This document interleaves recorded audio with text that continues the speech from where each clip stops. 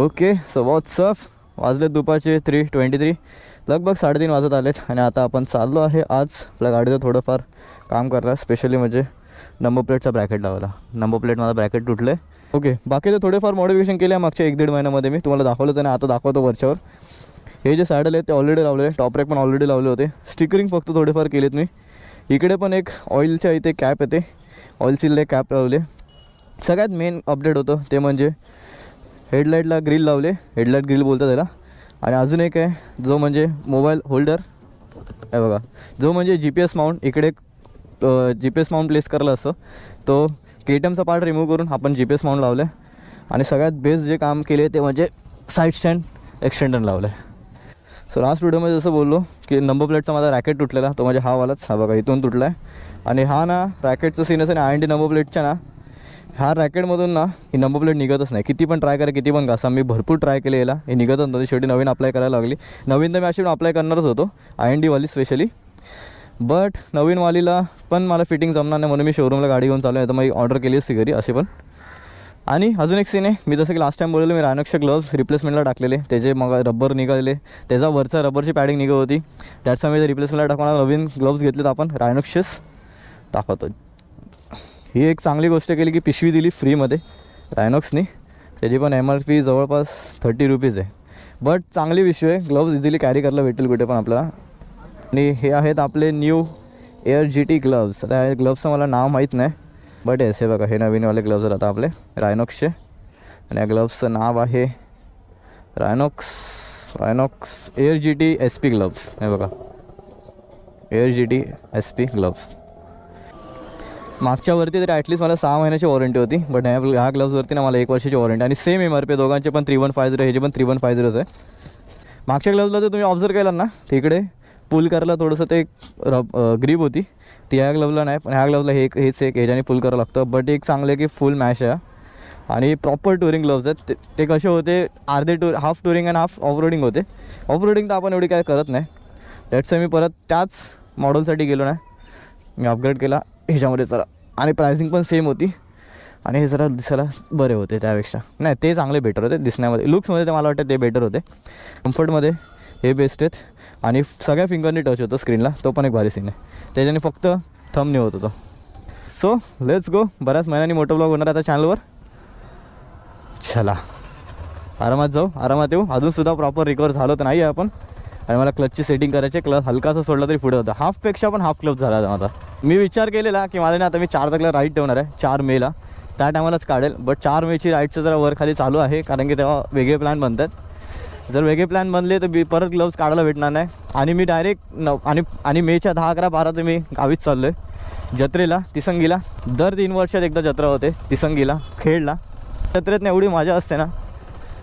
चालू ॲक्च्युली 9 तारखेला होणार आहे, बट मी सुट्टी नाही म्हणून 10, 11, 12 जाणार आहे. आणि सुट्टी पण कुठला तोंडाने बाबा, ऑलरेडी 15 डेजपासून 15 डेज पुरा घरी पडून होतो ॲक्सिडेंटपासून. तर मला भांडूपला जायचं आहे. मेन मला एक काम करायचं आहे, फर्स्ट नंबर प्लेटचं काम करायचं आहे. नंबर प्लेटचं काम झालं ना माझं, तर अजून काय काम करायचं आहे. बाकी आपला छावा तर बऱ्यापैकी रेडी आहे लाँग राईडसाठी आता.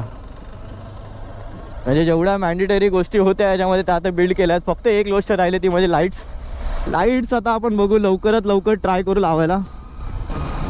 आता मी ॲक्सिडेंटनंतर हा फर्स्ट टाईम बाईकवर नाही बसलो आहे. मी ॲक्सिडेंटच्या ॲक्च्युली आठवडाभरानंतरच लगेच बाईकवर आलेलो चेक करायला की बाईक जमते का. पण मला बिलकुल जमली नव्हती. आणि आता लगभग महिना होऊन झाला माझा ॲक्सिडेंटनंतर, आता मी गाडी चालवतो आहे. तर बऱ्यापैकी ओके आहे, असं नाही बोलू शकत 100% माझे ओके झाले. 70% झाले, 30% थोडंफार बाकी आहे. हलकं फुलकं जरा तिकडे काय जास्त केलेच मी एडे झाले की पेन देत तरी तरच मला झटका इकडे मारतो तिकडे. But yes, all good. तसं बघायला गेलं होतं बघा आपला इंडियाचा फ्लॅग.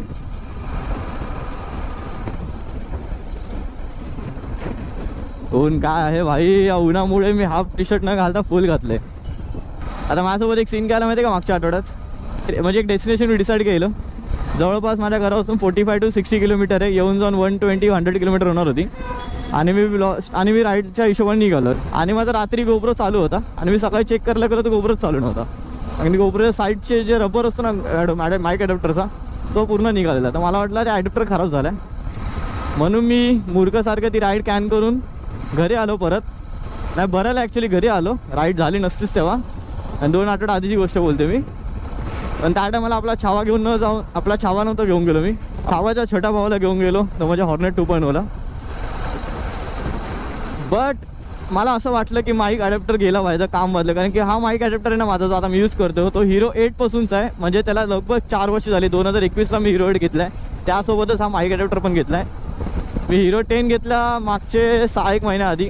त्यानंतर माईक ॲडॅप्टर घेतला नाही कारण की मी जेव्हा चेक केलं ना तेव्हा मला समजलं की Hero 8चा पण माईक ॲडॅप्टर याला चालतो आहे. म्हणून मी फक्त केस घेतली आणि Hero 8चा माईक ॲडॅप्टर मी Hero 10ला यूज करतो आहे. आणि मला असं वाटलं की 4 वर्षात ना झाला असेल खराब, जाऊ दे चला नवीन घेऊ जाऊ. आणि मी नवीन घेऊन आलो लिजिट मँगोमधून. 4,500ला समथिंग काहीतरी होता. आणि घरी आलं चेक केलं नंतर समजलं अरे माझा माईक खराब होता, ॲडॅप्टर खराब नव्हता माईकचा. मग आता जाऊ दे, स्पेअरमध्ये एक माझ्याकडे पडला ॲडॅप्टर. कोणाला पाहिजे असेल तर मला नक्की मेसेज करा. हवा असेल तर DM करा भाई, माझ्याकडे उगाच स्पेअरमध्ये पडलेला आहे तो एक्स्ट्रा. मी ॲक्च्युली जात होतो मीडिया मोडसाठीच. बट मीडिया मोडसाठी उगाच 8-8,500 रुपये वाया घालवण्यापेक्षा ना म्हणून मी 4,000ला ॲडॅप्टर घेतलेला तो. बट ठीक आहे, असं बघायला गेलं तर स्पेअरमध्ये एक्स्ट्रा असलेला वाईट नसतो कधी पण. ॲक्च्युली ते ह्या टायमाला का निघालं माहिती आहे का मी 3:30ला. कारण की माझं भांडूपमध्ये पण एक काम आहे संध्याकाळी 6च्या आसपास. नाही तर मी सकाळी येऊन नंबर प्लेट लावून गेलो असतो.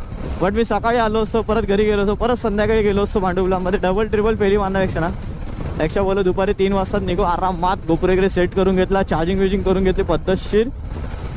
आणि इथे आपण माती खाल्लेली आहे. चलो आपल्याला परत पाठी जावं लागेल. असा कसा मी चुकतो कधी कधी. हा सरळ ना टोल नाक्याला जाईल रस्ता. आणि टोल नाक्यावरनं टाकायला काय नाही, आज नंबर प्लेट नाही ना तर मुद्दांना पुन्हा कोण अडवणार. आता मी तशी स्पेअरमध्ये नंबर प्लेट आणली पाठी नाही असं नाही. बट रिस्क नको उगाच. कोणाचा कसा मूड असेल सांगता येत नाही. बाय द वे हा आहे मेन 3 नाका. मला LBS वरून जायचं होतं म्हणून मी पाठी परत ब्रिज चढून परत खाली उतरून आलो. सरळ गेलो असतो ना तर तुम्हाला बोललो नंबर प्लेटचा सीन आहे मध्ये अडवलं असतं बरोबर. येस काका होते पण काकांचं लक्ष नव्हतं नंबर प्लेटवर माझ्या. मला ना ॲक्च्युली भरपूर जणांनी सजेशन तर दिलं की HRSMP काहीतरी आहे त्या नंबर प्लेटसाठी एवढं नसेल भेटत तर जाऊ नको, साधीला एवढं काय फरक नाही पडत. बट मी एकदा जरी टाकली असेल ना लोकलवाली साधीवाली तर मी नंतर मग जाम कंटाळा केला असता ही वाली टाकायला IND वाली. म्हणून बोललं जाऊ दे भाई. असं पण तिला नाही ना म्हणता 500-600 रुपये जाणार होतेच आणि हिला पण तेवढेच 600-750 काहीतरी जातात. सो टाईम गेला तरी चालेल, राईड थोडा कॅन्सल झाला तरी चालेल. बट नंबर प्लेट लावून घेऊ. मी ज्या टायमाला ॲक्सिडेंट झालं ना त्याच टायमाला जर मी डायरेक्ट शोरूमला कॉन्टॅक्ट केला असता ना तेवढा वेळ लागला नसता. मला आधी वाटायचं की ऑनलाईन अप्लाय करावं लागेल, डॉक्युमेंटेशन हे ते फलान टिंगाणं होणार म्हणून मी अप्लाय करत नव्हतो. सगळं हातबीत भरत आल्यानंतर आता लास्ट 2 वीक्स आधी मी अप्लाय केलं. मग त्यानंतर आता अप्लाय झाली ना आता आपण चाललो आहे नंबर प्लेट लावायला. बट येस एवढं तर शुअर शॉट सांगू शकतो की ह्या व्हिडिओनंतर तुम्हाला पक्कीवाली ॲटलिस्ट शॉर्ट बाईक राईडची तरी व्हिडिओ पक्का बघायला भेटेल. कारण की एवढी अख्खी बाईक मॉडिफाय केली मी पॉवरमध्ये.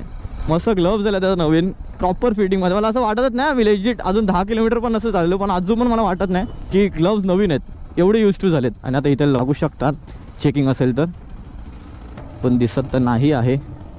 यांचं आजकाल ना भीती कशी माहिती आहे का, आधी ना त्यांना आपल्याला शोधावं लागायचं आणि आता असं नाही की आपल्याला त्यांना शोधावं लागतं की कुठल्या कोपऱ्यात बसून फोटो मारतील ना आणि ऑनलाईन डायरेक्ट बिल फाडतील ना समजणार नाही. असं नाही की समोरून फोटो काढतील हे तू हे केलं त्यासाठी तुला फाईन मारते. हे कोपऱ्यात उभं राहणार मस्त लांबून झूम करून एक फोटो काढणार आणि मस्त पावती डायरेक्ट अकाउंटमध्ये येणार तुमच्या. मग तुम्ही विचार करणार अरे हा होता कुठे, मी त्याला शोधू 10 दिसलाच नाही मला. आजकाल शाळा झाली या लोकांची. हे बघ आय त्याला थांबला असता 1 मिनटं काय फरक पडला असता. कॅन्डिडेटवर तुम्हाला माहिती ऑफर चालू होती मध्ये. हे प्रोडक्ट्स ना मी हा कॉम्बो होता GPS mount, side stand extender, अजून हे 2 क्लिप इकडे आणि साईड ऑइल सीलच्या वरच्या कॅप आणि समोर हेडलाईट ग्रिल. हे कॉम्बोमध्ये ना आधी 2000च्या आसपास पडत होतं आणि त्या दिवशी ऑफरमध्ये ना मला 1600ला की 1700ला काहीतरी पडलं. भांडूप स्टेशन तर पोचलो, वाजलेत परफेक्ट 4. लेफ्ट साईडला आहे Bhandup station, Bhandup railway station. तर आपल्याला जायचं आहे सरळ, होपफुली सरळ जायचं आहे. चुकलं नाही आहे आपण मॅप. सिग्नल सुटला आहे का? असं का वाटतं मी जाम पुढे आलो आहे. ओके ओके, इथेच पुढे बरोबर. ICICI बँकच्या पुढे आहे बघा. लेफ्ट साईडला आहे KTM शोरूम बाई.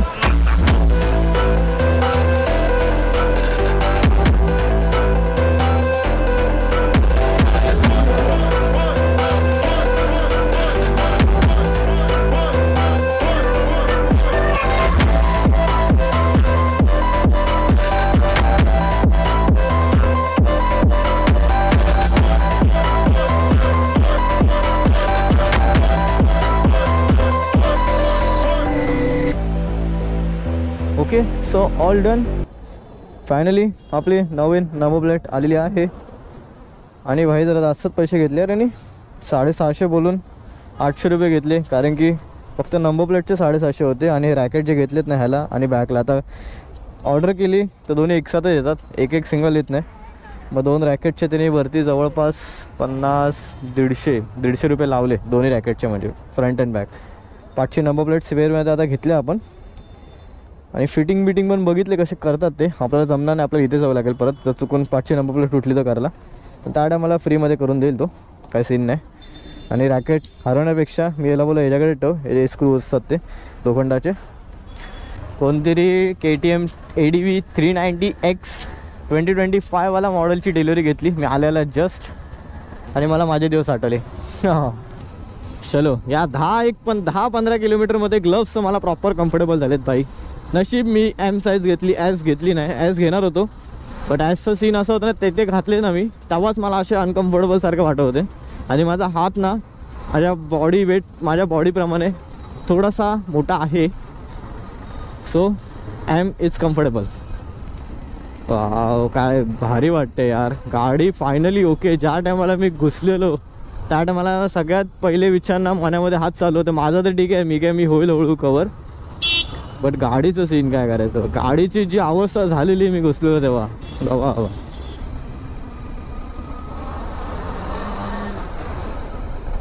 हा चलो काय नाही तर ॲटलीस्ट 4 तारखेला एक राईड तर ठेवू. मी अपडेट देईल राईडचा लवकरच. आता हा ब्लॉग मला माहीत नाही मी कधी टाकेल. शूट तर चालू आहे, ऑडिओ पण होपफुली येत आहे. ऑडिओचा सीन नाही. माझे ब्लॉगिंग सेटअप, माझं रायडिंग ॲक्सेसरीज आणि माझी बाईक, मेन 3 गोष्टी ऑल गुड आहे, सगळं सेट आहे. आता मी प्रॉपर राईडला जाऊ शकतो. बाकी मोबाईल होल्डर लावायला जाणार होतो आता मी, बट मी थोडं थांबतो आहे कारण की एक मित्र आहे मला, तो त्याने एक मोबाईल होल्डर सजेस्ट केला आहे. माझं असं नाही की एखादी गोष्ट जर मी गेलो ना तर मी लगेच ती डोक्यात आणून लगेच घेत नाही. कमीत कमी 5 ते 10 वेळा तरी ऑनलाईन सर्च करतो, त्यानंतर ते प्रोडक्ट घेतो मी. तसंच काय आता बोबोचं मोबाईल होल्डरचं होतं. मी मोबाईल होल्डर ॲक्च्युली त्यासाठी GPS म्हणून त्यासाठी लावलं की ते मोबाईल होल्डर अदरवाईज मग ते डॅश कॅम येतो ते लावायला, पण डॅश कॅम नाही ना म्हणता 12-15 हजारच्या वरती जात होता. सो तेवढं तर गरज नाही आपल्याला सध्या पुरतं तरी डॅश कॅमची. म्हणून ह्याच्यावरती एक बोबोचा मोबाईल होल्डर वॉटरप्रूफ लागला ना, सो तो एक बेटर ऑप्शन आहे. भरपूर दिवसांनी लगभग महिनाभरानंतर आपल्या चॅनलवर मोठं ब्लॉग येतो आहे. सो जर नवीन असेल चॅनलवर तर जुन्या व्हिडिओज जाऊन चेकआउट करा. आपले ओल्ड व्हिडिओज पॉवर आहेत भरपूर ऑलरेडी चॅनलवर पडलेल्या. भेटू आता डायरेक्ट नेक्स्ट राईडच्या व्हिडिओमध्ये. तोपर्यंत till then take care, bye bye. राईटचं पण मूव्ह हार्ड. लेफ्ट साईडला बघताय तोच गाडो नका त्या शिवाजी तलाव. होपफुली मी चुकीचं नाही बोलतो. इकडे आता मस्त भाऊचा वडापाव घेऊ, रेमटवू एक आणि जाऊ. कुठे गेला हवा का.